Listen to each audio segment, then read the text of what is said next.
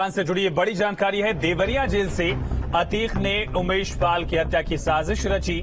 Deoria jail से उमेश पाल को हत्या की धमकी दी गई थी। कहा था जिस दिन उमेश को मरवाऊंगा 15 दिन टीवी पर खबर चलेगी। 8 जनवरी 2019 की एफआईआर से खुलासा हुआ है। प्रयागराज के धूमनगंज थाने में एफआईआर दर्ज है। देवरिया जेल में जैद नाम के शख्स ने अतीक की शिकायत की थी। जेल में पीटने का आरोप लगाया गया था। कहा था उमेश की मुखबिरी करेगा तो तू भी मरेगा। जैद ने ही अतीक के खिलाफ एफआईआर दर्ज कराई थी।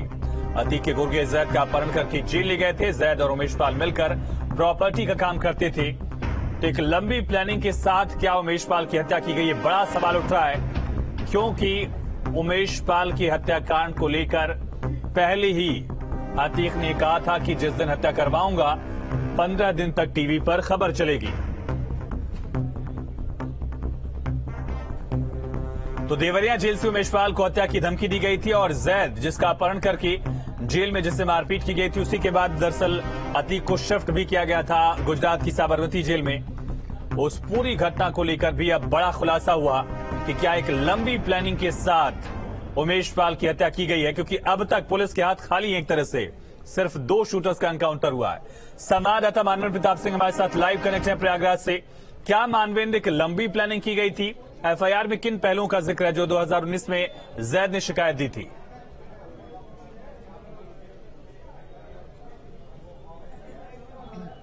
जी देखिए, एफआईआर से 2 बातें स्पष्ट हो जाती हैं। एक तो अतीक अहमद लगातार जो उमेश पाल है उसकी हत्या की साजिश रच रहा था और जैद का अपहरण 22 नवंबर 2018 को हुआ था और 8 जनवरी 2019 को जैद ने एफआईआर दर्ज कराई थी, जिसमें स्पष्ट तौर पर यह कहा गया था कि अतीक अहमद के लोग उसको प्रयागराज से उठा करके ले गए थे और बाकायदा उन नामों का उल्लेख है। और उसमें ये कहा था कि अतीक अहमद ने जेल में ही जैद से कहा था कि तुम मुखबिरी करो उमेश पाल की, नहीं तो तुम भी मारे जाओगे। और ये भी कहा था साथ में कि उमेश पाल जिस तरह से उसके खिलाफ, अतीक अहमद के खिलाफ पैरवी कर रहा है, गवाही दे रहा है, वो जिस दिन मारा जाएगा 15 दिन तक टीवी चैनलों पर खबर पीटा था। और ये कहा था कि जो जमीन है विश्रापुरी वाली, वो अतीक अहमद के आदमी के नाम पर बैनामा कर दे और अगर बैनामा नहीं होता है तो तेरी भी हत्या करवा दूंगा।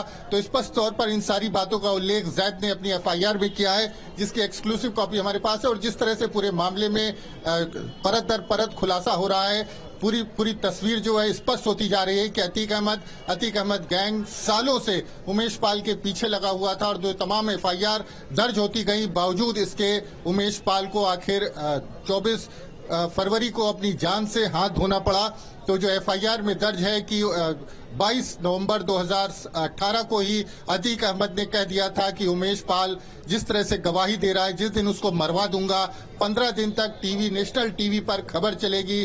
तो पूरी घटना से, पूरी एफआईआर से स्पष्ट हो जाता है कि किस तरह से अतीक अहमद ने साजिश रची थी देवरिया जेल से। और वहां पर देवरिया जेल में जैद को मारा पीटा था, पूरी तरह पीटा गया था और ये कहा गया था कि जो जमीन का विवाद था कि वो जमीन अतीक अहमद के नाम पर बैनामा कर दे, अतीक अहमद के आदमी के नाम पर बैनामा कर दे, नहीं तो उसको भी मार दिया जाएगा। तो जो जैद है वो उमेश पाल है, ये दोनों कुछ समय साथ में रह करके प्रॉपर्टी का काम कर रहे थे और कहीं न कहीं से अतीक अहमद को एक डर था कि उसका जो प्रॉपर्टी का काम है उसमें ये लोग दखलंदाजी कर रहे हैं। साथ ही उमेश पाल जिस तरह से अपहरण के मामले की पैरवी कर रहे थे, उसको लेकर भी अतीक अहमद की नाराजगी थी। और एक और एफआईआर उमेश पाल ने 2017 में कराई थी, जिसमें कहा था कि अतीक अहमद, अशरफ और अतीक गैंग के करीब 50 लोगों ने जब वो गवाही के लिए जिला अदालत पहुंचा था, वहां से 3री मंजिल पर उसको मारा पीटा था और वहां से फेंकने की कोशिश की थी।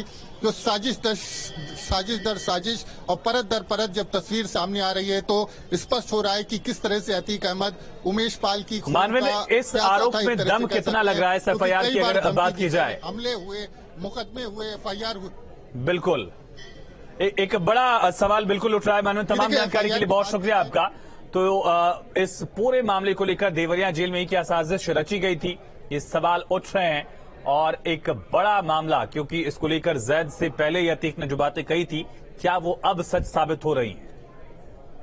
और अब बात करेंगे रामलला के भव्य मंदिर की। भगवान राम के इस भव्य मंदिर में कब उनकी प्रतिमा विराजमान होगी?